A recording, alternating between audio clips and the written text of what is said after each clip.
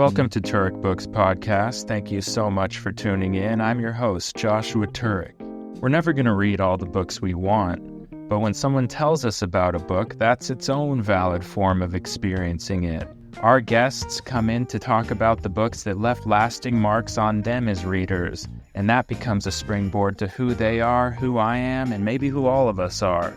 So sit back, relax, and enjoy it. And who knows, maybe you'll end up grabbing a book or two. Maybe you've read some of them, and it's nice to hear someone else talk about them. We want this to be like a book club, but without the guilt.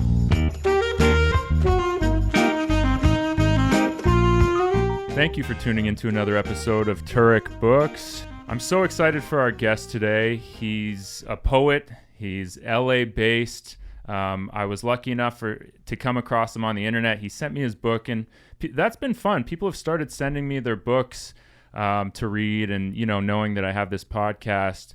And this one just struck me so immediately. And the poems kind of document a lot of different things. The title of it is God of the Air Hose, and my guest is Ceasar K. Avelar. Yes. How's everybody doing? Hey, thank you for having me, Josh, first of all. Yeah, thrilled. This is cool. I feel like you just, immediately, I found a few of your poems online, but when I opened your book, they just struck me right away. Things that I'm passionate about, life under capitalism, under the cruel thumb of capitalism. Yeah. You document working in a factory. But your language is so striking. It's so direct. But yeah, it just taps into the mystery of things too. So I just really appreciated it, and I'm stoked we get to chat a little bit. Thank you, man. Appreciate it. Yeah. So how's your life as a reader? Are you driven by books? Absolutely. Yeah. I've always been kind of driven by books. Like if I read something that sparks something in here, it starts sparking it in here, and then can't put it down. Kind of always been that way as a kid. Yeah. My dad was a reader, so I was always reading what he liked back in the day.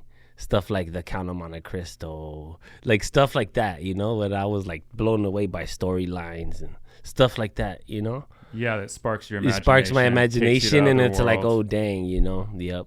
Yeah, everyone says Count of Monte Cristo is like a great book, and I've never read it. Well, watch the movie, and then you'll be like, oh, this is not that great, And then, but yeah, it's a great book, Some people might not like it, but it's a great way to tell a story, Yeah.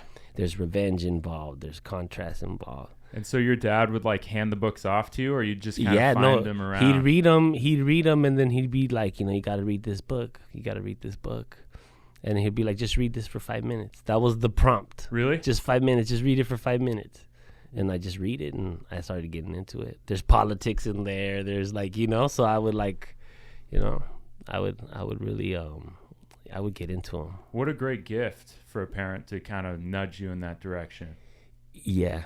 Yeah, literature is a gift, for sure. It really is. Yeah. Accessibility to it, too. You know what I mean? Like someone that just like lives in a reading household, no matter what it is, you know what I mean? If you got books available, or someone that like teaches that, you got a resource there. Well, it's like your dad saying, just give it 5 minutes. Just give it 5 minutes. It's like, if you don't have that, a book could almost seem, it's a closed book. So it's like it seems a little gated off, a little inaccessible. We have all of our, like you were saying, if you're thinking of Count of Monte Cristo as the movie, you have this idea of what it is. And similar to books, books in our mainstream graphic images, it's always like kind of nerds read books, or books, absolutely. There's some stigma to it. Yeah. When really it's like, no, this is like a wealth of knowledge you're not going to get from anyone else. And talking about nerds, I think that's such a U.S. thing that my dad really made it clear to me. He's like, in my country, nerds start like movements and stuff, dude. Like nerds here are like Steve Urkel. That was the thing that was the symbol that he used. Like, that's acceptable here. Like, my country, people like that do very great things, and they're in parties, and they're in social gatherings, and no one's isolated like that because of intellect. You know what I mean?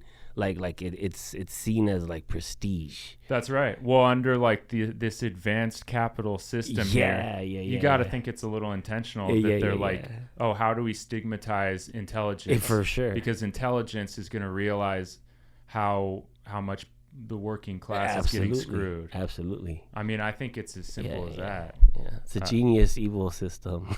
Yeah, right. It's genius. Exactly. You gotta hand it to this system. Yeah. It's a machine that doesn't stop for anyone. Yep. And whoever's willing to sort of work it, great. But when they leave, someone else will go into its place. Exactly. Until, a literate society Right. recognizes it and imagines something better and puts it into action. Yeah, absolutely. And then it's just the beautiful thing about America is that it just lets you know that there's always strength in numbers. Like numbers always win. It's inevitable in the formula of capital. Numbers always win. It's inevitable, right? So we do have the numbers as a working class, but there's so much division within it. And I think as a writer, I see that. I get inspired by it. And I'm sure there's other people that just think more artistically. They see it and they get inspired by it too, So I think that there's a big possibility for expression to really make a difference in these more recent times, more than ever. Yeah. I think everybody's writing, everybody's more artistic, everybody's watching the internet like looping super toxically, and there's some stuff of substance in there.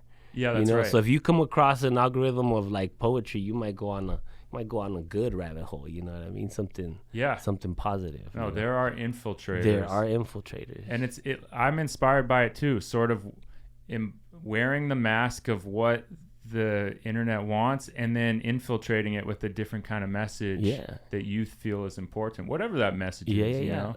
But I've never thought of it that way. Numbers win because of capital. And so on that same premise, you think, well, numbers then win if you have the humans behind doing something different. Yeah. Kind of as simple as that, but I've never heard of it that way. So that's really cool. But yeah, readings for a lot of different things. Pure enjoyment too, that reading that's why I like poetry, because I get to read a serious topic, but it makes me feel good at the same time. Yeah.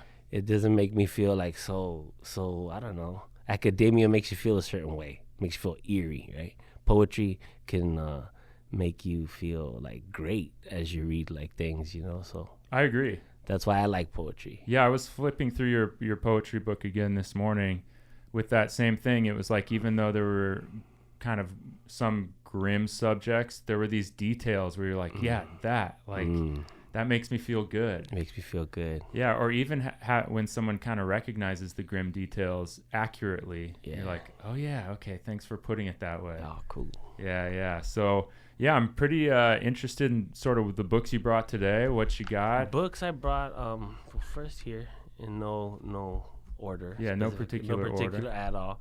I have Luis J. Rodriguez, My Nature's Hunger, which is a compilation of Luis's work. He's one of my favorite poets. Yeah, one of my favorite poets. What about him resonates with you? To me, Luis is he represents working class families. He's a Chicano writer, so he's definitely he has that Americanness and brownness at the same time. Yeah. So definitely going through a life of struggle. What I like about his work is that he makes these images pop out in not such a negative light. He makes them pop out very beautifully, like a painter kind of, makes alleys into these beautiful smears of colors, which what got me right away. I was like, wow, this is amazing work, so I've always been drawn to his work. That's cool. Yeah. Yeah, so you are a big reader of poetry? Absolutely. Yeah. Absolutely. And what I like about poetry is that you don't have to like all genres. You could just there's a selective audience out there. Yeah, and there's a confidence to reading poetry because you don't have to read the entire book. No, you don't. You just one poem, and one poem could be a line. And you can marinate with it. You could think about it. It's its own thing. It's its own thing. It's its own thing. Somewhere between music and literature. Yeah. That's really cool. So, yeah, when did you start gravitating toward poetry? Has it always been there? No. Kind of. I remember, in high school, I was really into hip hop, junior high too. When that's like poetry on steroids. Yeah. Like when it comes to like traditional writing method, that's like surpassed every single one, like to the max. But I think that when I got to college and I started reading Luis's work, I finally wanted to write poems. Yeah. Like poetry. Like I wanted to do poetry. Is Luis, where do most of his poems take place, or where's he based? In Los Angeles. Oh, he's LA yeah, too. Yeah, he's LA too. Yeah. Cool. Yeah, he's the previous poet laureate of California. Oh, really? Yeah, Okay. He's really amazing, dude.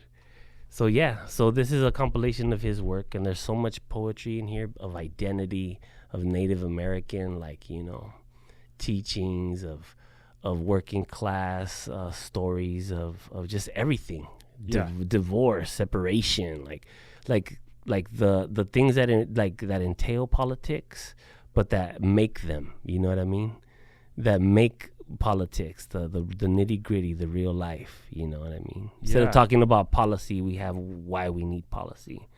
So like painting those pictures, he does them perfectly, you know? So I really gravitated towards the work. That's really cool to hear, because yes, there's some striking details of that in your work too. There's like, I think of like the bobcat or the bear, or there's something about a basket weaver. Yeah. You know, it's like drawing from ancestral understanding. Absolutely. As to how you're here and the voices that you're hearing. Yes. And that's influenced by a lot of writers. You know, one thing about poetry is that I've noticed not a lot of poets like to talk about their influences, but like a painter will tell you, yeah, you know, I got this influence by this person, you know what I mean? Yeah. So I think it's important to know your influences and when to tap into them. I like that. You know, you just got to. That's a real way to write collectively, you know. Nobody does it all on their own. Everybody's inspired. Yeah. Who are you having conversations with? Yep.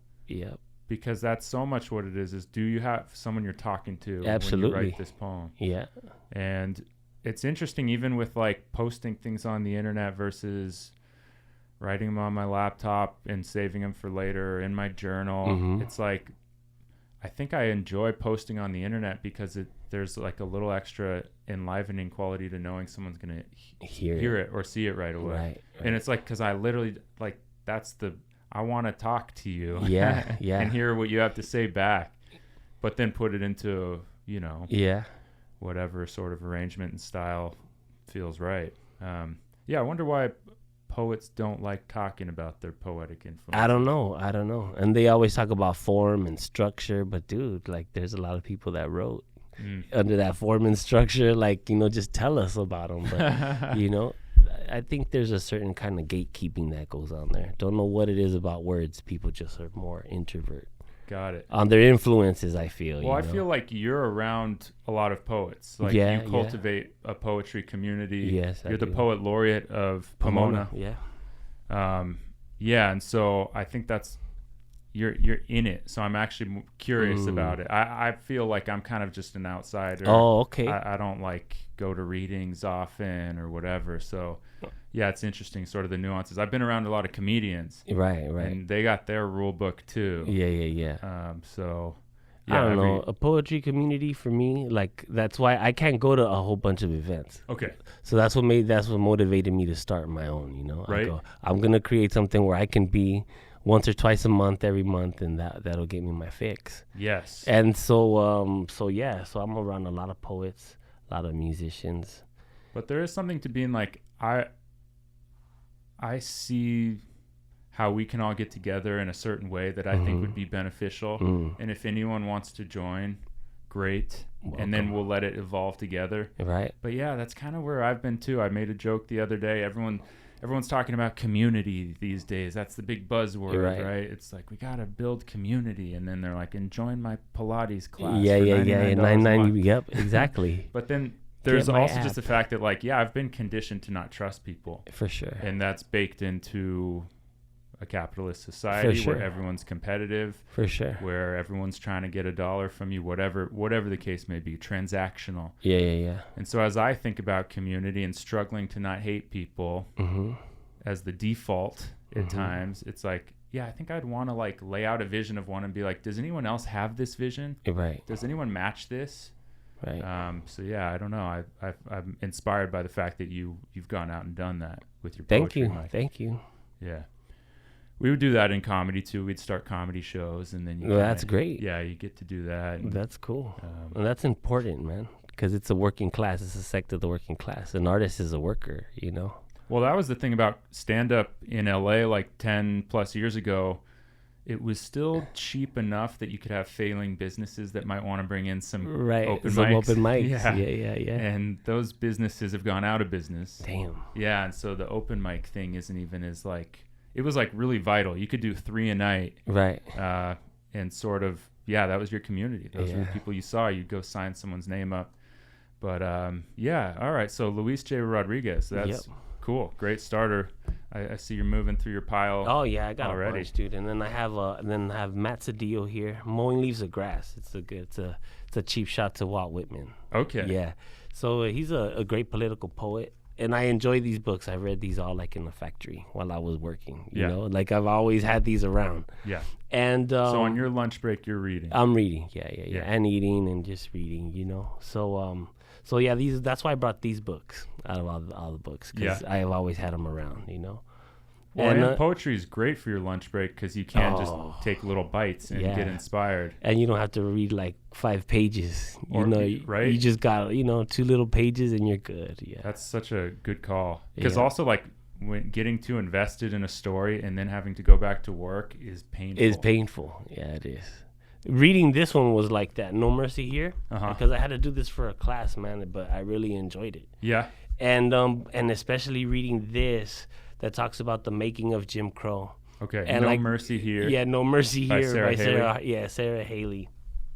Man, just you can't have capitalism without the social construct, you know. And she goes deep into that. So when I'm seeing myself being a social construct while working, it just sparks all kind of creativity. Yeah. You know what I mean? It sparks a whole bunch of stuff too, but the creativity part is what I think we should be taking advantage of. Yeah. You know? That's what I think.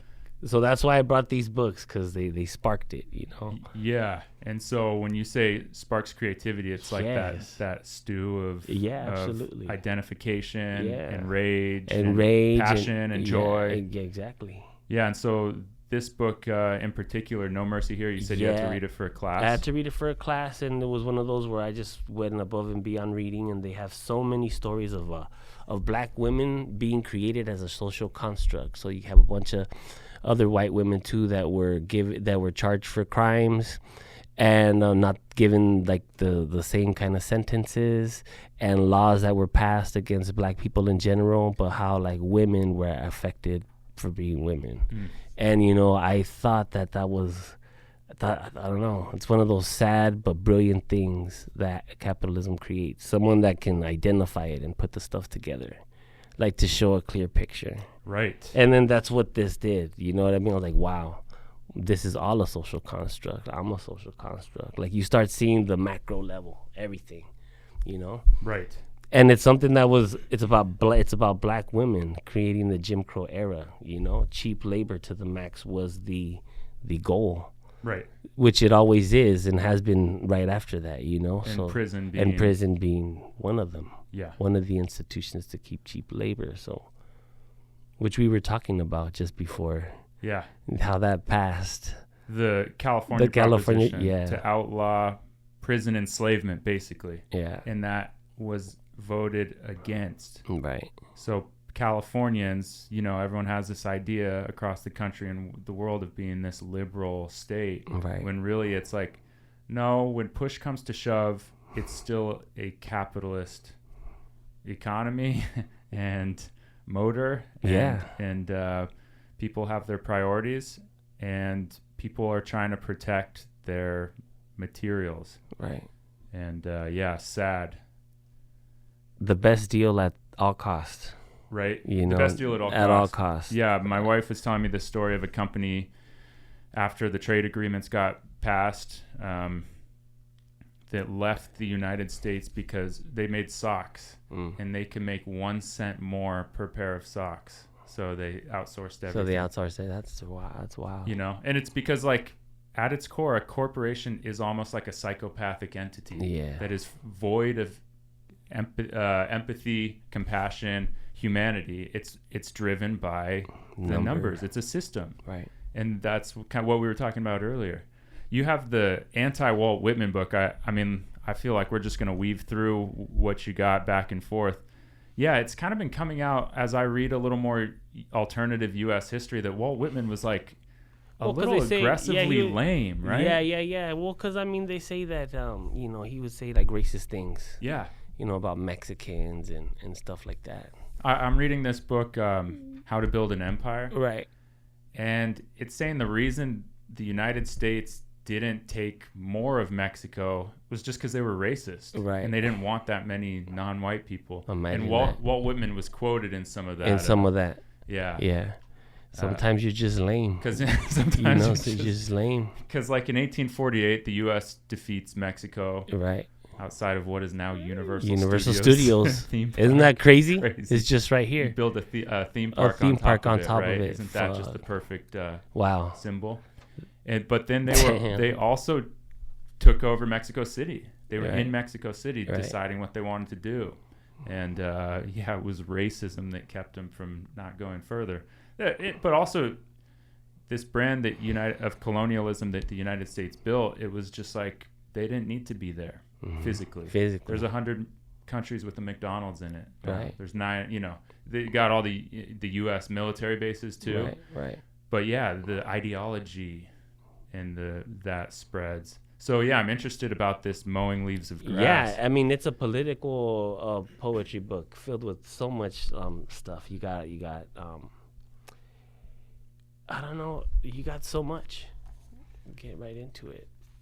Have you currently read it, or is it one that no, jumped out? It's one that I read all the time. It's about defending culture. There's so many poems about old Los Angeles, poems about the political battles that Mexican Americans have had, like here in California. It's just a lot. And it's he's one of the best political poets, man, I've ever encountered ever. Really? Yeah, super good. Do you remember who introduced you to him? Yeah, I met him at a place one time. I met him at an open mic that he was featuring. No way. Yeah. And then they had miscoordinated the time, so we were featuring as a part of a class, and then he was featuring also, and then he's like, yeah, I'm supposed to be featuring here, and just boom, just took off. Like against capitalism and all these beautiful things. And I was like, okay, I'm my type of dude, Yeah. So I just kept, watching him and reading him, and he ended up being my publisher. No way. Yeah, he is the CEO of El Martillo Press. There you go, right there. Okay, cool. Yeah, dude. Okay, so just from this chance encounter, you guys like connected. Oh yeah, forever. You know what I mean? Just kind of kept in touch, seeing people here and there in the poetry scene, and because I was never super active. Right. But when I was, you know what I mean? So yeah. What kept you from being active, you think? Being a parent. Yeah. Straight up. Just wanting to be there for my kids. Even now, like I want to go do things out of the country and I can't, you know what I mean? Just, hey dude, you just got to do what you got to do. Yeah. And sometimes that creates like, fragmentation between two careers. It does, because writers got to travel, man. You know what I mean? Your stuff isn't just sold here, you know what I mean? You want people to see you somewhere else, But yeah, that's what has definitely been an obstacle, just being a family guy and wanting to be, you know what I mean? Not being like, fuck, I could be a weekend warrior here, you know what I mean? I don't want to. But that's what probably makes you a good poet. You're driven by genuine love. Yeah. Which I am. Into love is loyalty. And all that. And all that.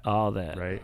Are you passing along books to your kids, telling them to just read 5 minutes, or that's what? It. Well, yeah. Well, in the internet age, probably read 30 seconds. They're like an hour, bro. Like they're like scrolling through things, and what's cool is that like since they're looking up like artistic kind of things, my kid will be drawing for hours, and I don't mind it. No. He's just going at it. I mean, I wish I had that when I was a kid, you know what I mean? Just someone to just let me draw. That takes away TV. That takes away all kind of stuff. That's just him in the zone drawing, Uninterrupted window of creativity. Just go for it, Because that, as you get into the working world right away or whenever, it's like that those uninterrupted windows get smaller and smaller and tougher to crack back open. That's why I think really the best thing you could do is write when you work. Steal some time. Yeah. You know, steal. That's how I wrote this book, stealing some time. Really? Little by little, on the job. Yeah. Yeah. That's on where the it came job. from? That's where it came from. And then what I couldn't finish during work, I'd go home and finish it. Just having a body of work like that. Yeah. Steal the time, dude. You know? Did you start assembling the poems before you and Matt talked about doing them, or was he like, hey, you should do a book? Yeah, and yeah. Then, then you started. Yeah, like, okay. yeah. Then I was like, I'm gonna put it together, and you know what I mean. Yeah.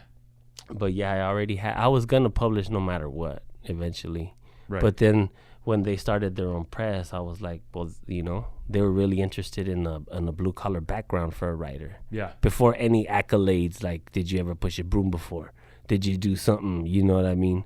That's a part of us, kind of thing. And I really respected that. You know what I mean? I was like, that's my voice. You know, that is your voice. Being associated with people that honor that, that's the press I would wanna put my name on. Cool. You know, yeah.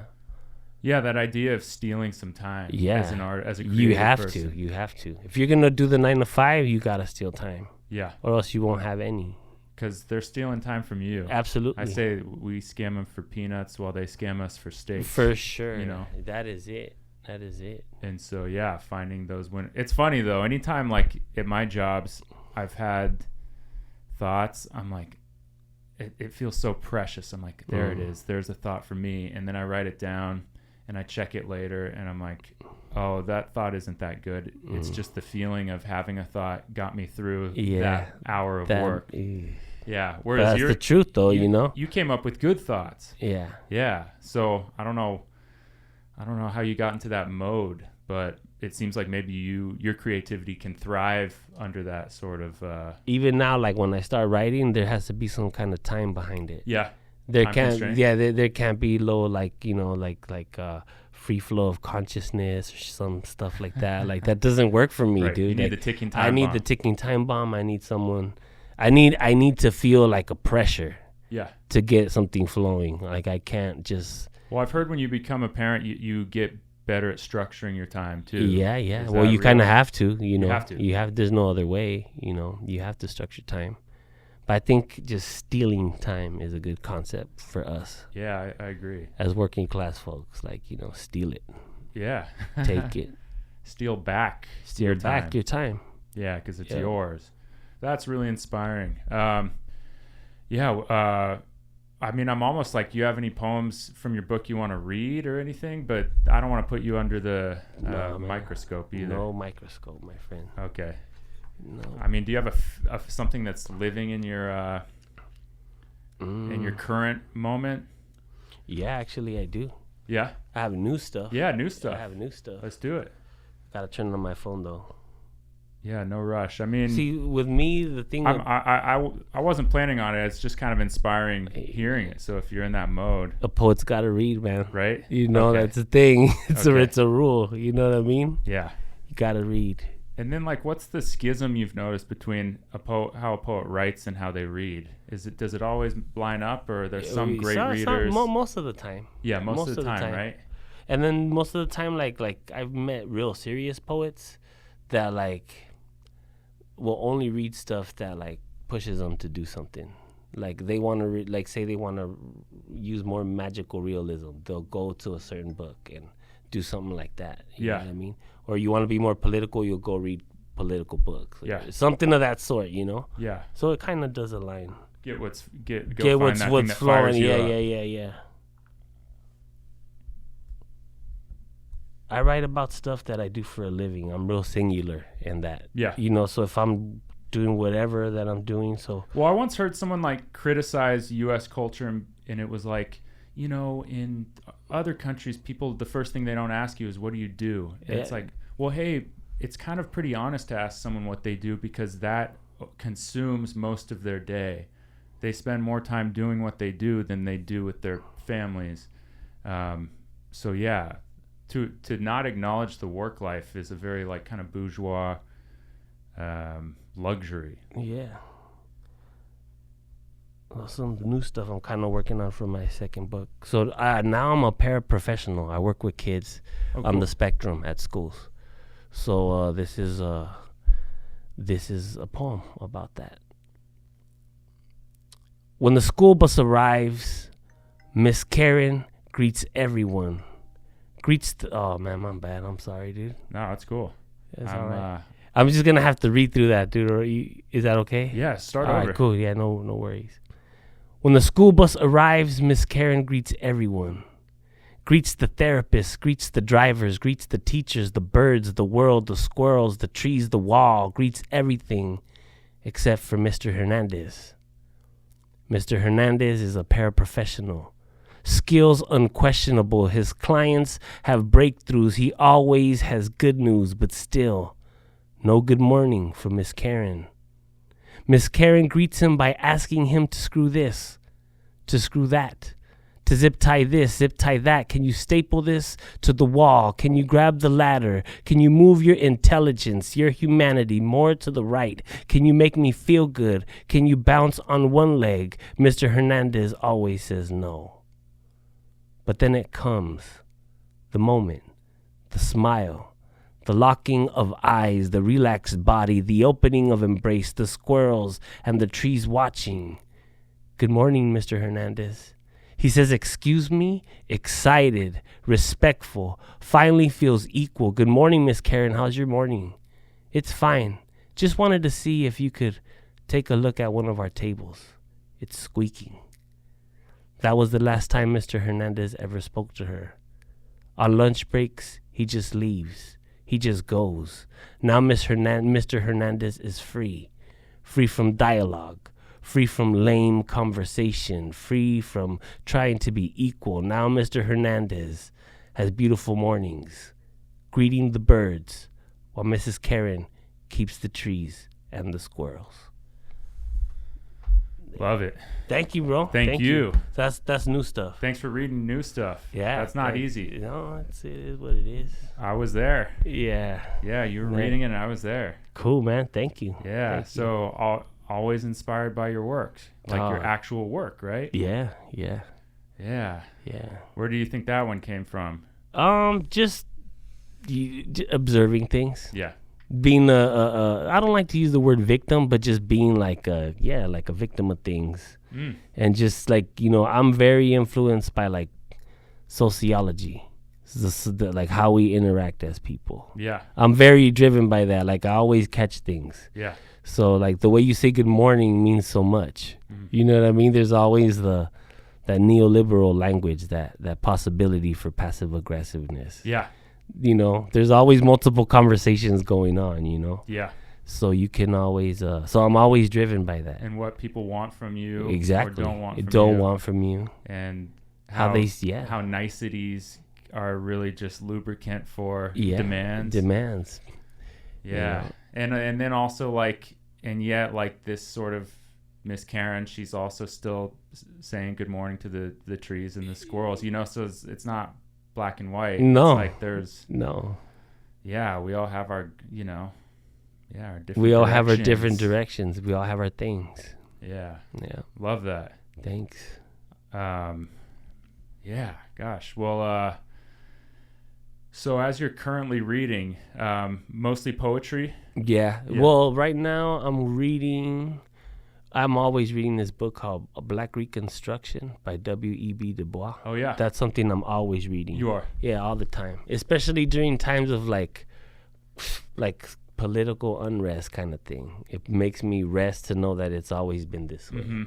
That makes me feel good. It does, right? It makes me feel good that I'm not living something brand new. Like this is nothing in comparison to before. So. And how reading puts your world into context. Yeah. So that you don't feel... There's a structure there. There's like, oh, damn, I'm living in a systematic thing rather than oh my gosh, is my world going to end tomorrow, Yeah. Which it can, and that sucks for the folks that it does go through like that. Yeah. But like, there's a structure to wherever you live.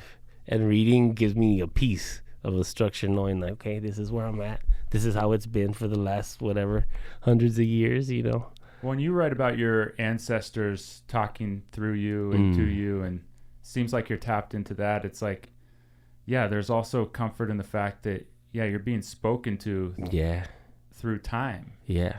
And there are these people who write these books to speak to you. Mm. And yeah, to honor it by reading and listening is like that's how we keep an awareness going in our world. And you know, I don't know about you, but the idea is like to try to build a more equitable world. Now, like, you know, through small gestures and failed gestures. Right. But I don't know. I mean, like, what is it just inherent in your experience that your attention goes to this, or what is it about sort of staring straight into the inequities of society? That have you always been that way, or since I was a little kid, dude? Yeah. You know, but you know, I think where it does come from, I don't think I know. Like my seeing the way my dad, he was like a really well-read person. You know, he knew he was coming out of the belly of the beast. You know, like his generation, like his generational style that came from just being him in El Salvador and in Central America, because there's a style that young folks had back then of reading that's very popular. You know what I mean? That's not something that just nerds do. It's something that like people that want to have success do, you know? Yeah. So just being a reader and knowing these things growing up, I'd pay attention to them. You know, and he'd always tell me, you see, that's why they talk to me like that, because I don't have money. If you see this person, they got an accent too, but look, they got a nice car. And I'm like, whoa, dude. Like, so I was soaking all this in, like, as a little kid, you know? And so I've always been driven to it creatively. Yeah. All the time. Yeah. In the movie, I catch those, like, scenes, and I'm like, oh, damn, you know, I really, like, personalize them. I take myself, I feel like writing when I see a movie scene or like, some dialogue that's like similar to, sounds like you're like fascinated by hierarchies. Yeah. And how they're perpetrated. Yeah, and how we live inside of their ecosystems, like how we're in there getting along, you know, like a big old fish tank full of poison, you know, like trying to get that little bit of oxygen. Yeah. You know. Yeah, I am fascinated because that's really something that we do. We hold down this major fort of capital, whether it be a factory, a school, a hospital. We hold down these forts, but it's because we're getting along here. Yeah. We're doing the job. There's some kind of connection going on where it's like, dude, we are working together. You know? Yeah. We are, just not for our benefit. We're not asking for raises. We're not doing much to collectively help each other economically, you know. Yeah. But there is an abundance of good. There is. It's just usually separate from the market all the time. And you know, we're told in our home lives to be really kind and gentle, right. And then there's this strange discrepancy where when we step out the front door, we're supposed to be kind of the opposite, but done under the guise of like being well behaved within, you know, the laws and stuff. And yeah, so a friend told me recently, she's like, every country that had a revolution, the revolutionaries would start by getting as many people as they could literate and reading. Well, yeah. And when you said that, it really sunk in. And, you know, I'm reading about how the United States has messed with so much of Central America and South America. Absolutely. Who basically each of these countries, Chile, you know, Argentina, all of them, basically were trying to take their economies into their own hands. And take care of themselves. Natural resources, and we put in these like, you know, third party kind of, you know, politicians that are for our benefit. That's right. Overthrow every government. Baked into like our ideologies here, and then brought back there. I mean, you know, I'm not saying anything new, but yeah, I mean, those details matter, and those details don't get taught to us in school, right? Unless we had really amazing opportunities, which very few have. Yeah. And then teachers always have to look out for their employment also. They can't just, you know, you're not even allowed to talk about elections, I don't think. Right. Everything's very, you know, it's made that way. So, yeah, teachers aren't free to teach unless they're like a higher education, like, teacher. Yeah. That can, you know. Yeah. But no, like, I mean, Angela Davis is up at UC Santa Cruz. See what I'm saying? You know, they could say whatever they kind of want. Yeah. You know, they get paid to say what they want. You know? But she's also like one of the more brilliant people absolutely. We have in speaking to the power structures and their problems. And she's up in Santa Cruz. Wow. It's not at Harvard. She's not at Harvard. It's not at NYU. Not at all. You know. Yeah, she's down here. Hey, there's worse places to be than Santa Cruz. Yeah. But, you know, I mean, prettier land up there than just about anywhere. So. Yes. But yeah, no, that is interesting. I mean, we're seeing it with the protests that have been going on in the last year or two. I mean, people lose their jobs. Students lose their scholarships or their visas for speaking what they believe is their truth to the world. So there's donors. And it's crazy losing a job. Like, like 200 people lost their job in the factory I used to work at. They moved to Texas. And they just told us like a week before that we were going to have a phone meeting and that we all needed to attend. Don't come into work. And we attended the phone meeting. Thank you for your services. Come pick up the stuff from your locker outside on the street if you guys want it. Here you guys go. And that was that. And then, and then people got their fair, they got their fair package. Yeah. It wasn't much. It was, not to say fair, but we got something. Right. When it was a time of need, like we need it, so. But then that was that. How long ago was that? This is going to be going on 2 years. Yeah. Yeah. And they go to Texas for economic advantages. The tax breaks. All that good stuff that comes with being a billionaire, millionaire. But yeah. Yeah. Yep. Yeah, it's wild. It's wild. And it's wild. But it's real, happens. It does happen. I remember getting into a debate with an ex-girlfriend's dad who worked for a big tech company. And he felt really loyal to them. He'd been with them for 15 years, whatever, and he caught something I said that was a little more anti-capital. He was like kind of preaching the good of being with this company. And I was like, okay, but when this company needs to slash costs, are they going to feel that loyalty toward you? No. And the answer seems to be no. It always is. Yeah. It always is. And because that is the mechanism that's being served.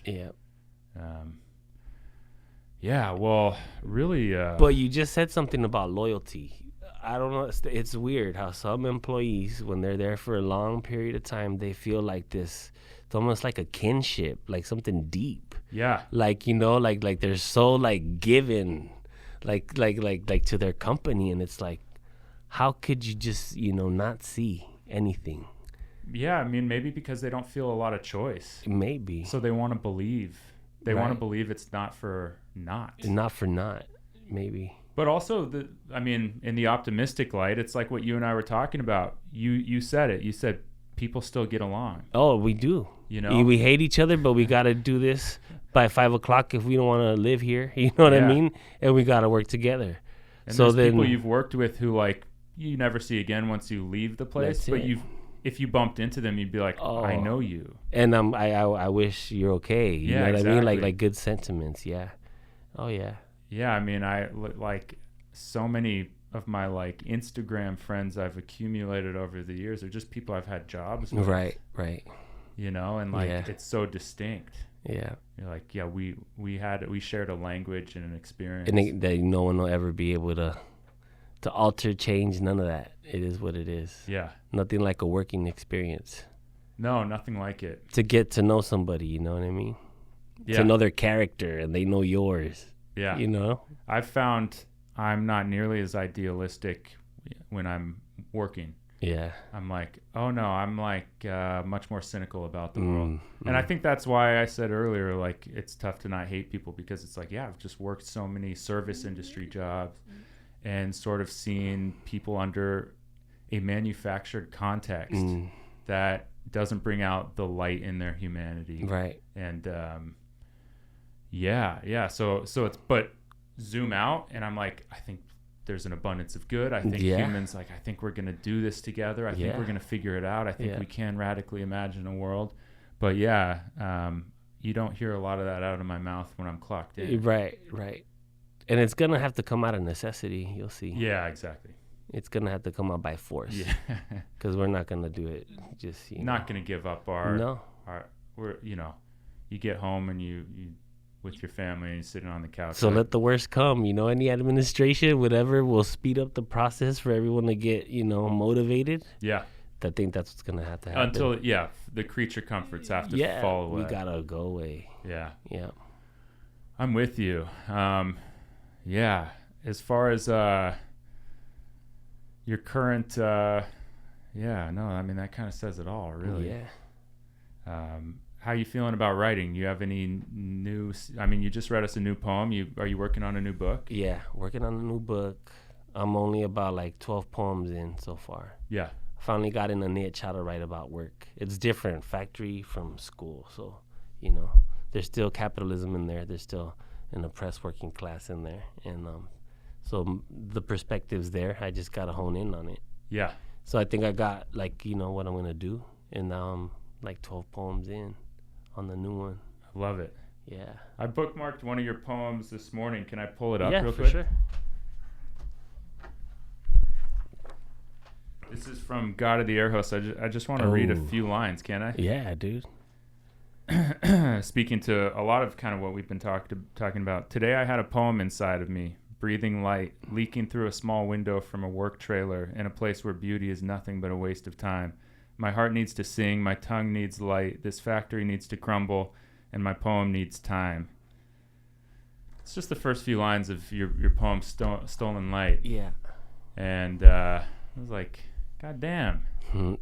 I was standing at the bus stop reading that. Just like, in fact, when I first read your book, it was on the bus, and there were times where I was like tearing up. And not like it was sad. It was just like a well of emotions. So yeah, I just want to thank you, and thank you for sending it my way. And I feel like profoundly inspired talking to you. Oh man, likewise. Thank you for having me, and thank you for taking a liking in this in God of the Air Host. Only because it's a working class piece of work, Yeah. And those are kind of unique.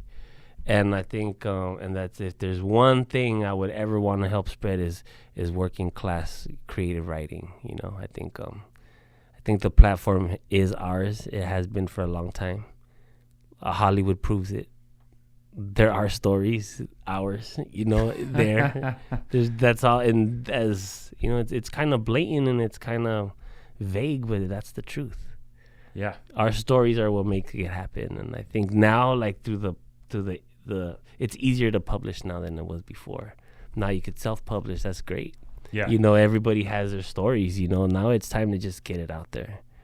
100%. Now it's time. I'm with it, and yeah, let the working class tell the working class. Exactly. Stories. What to do? You know what I mean? Like, tell us what you like, what you don't like. I think I saw some thing on the internet. I don't know if it was true that Sean Penn, to play a garbage man in a movie, he went and worked as a garbage man for 6 months or something. And this is a kid who grew up in Hollywood. His dad was a famous director. Yeah. It's like, we don't actually need Sean Penn to play the garbage man. No, we can have a garbage man. Yeah, or and we don't need someone like him to write the story either. No. It's like, no, these are the garbage men stories. Not to say don't imagine different worlds, right? Whatever, and empathize with people. It's great, but it just kind of speaks to your point. And one thing I cannot stress more: work ethic is work ethic. If you apply your work ethic to whatever it is, like, if you have good work ethic, then you're going to get somewhere, you know what I mean? And that comes from that working class way of looking at things, Yeah. I'm going to master this even though I've never done it, but I only got a week to do it. So fuck it. I have to do it. I think even in the arts, we could do the same thing. Yeah. I love it. Yeah. Ceasar K. Avelar, thank you so much for coming on Turek Books. Yeah, I've enjoyed our conversation thoroughly. And check out his book, God of the Air Hose, and other blue-collar poems. You could get them on off your Instagram. Yeah, I could get them off of Instagram, which is better for me. Get them directly. Yeah. You can go to El Martillo, also on Instagram, or elmartillopress.com, and wherever books are available, Amazon, Barnes & Noble. But keep it within us. Keep it in-house. Yeah. Support a small press, support a local author, and yeah. Thank you, man. Yeah, thank you. Yes. All right. Can't wait for your next book. Yes, thank you. And thank you for tuning into another episode of Turek Books. Happy reading out there. Yes. Hey, man. Thanks, Dude, Joshua. thank you. This was good. Right? Yeah, I liked it. Thank you for listening to another episode of Turek Books. Be sure to like, subscribe, thumbs up, any kind of thing that could help us get listened to or watched by more people. We really appreciated having you and hope to see you again next week with a new guest and plenty of books. Take care until then.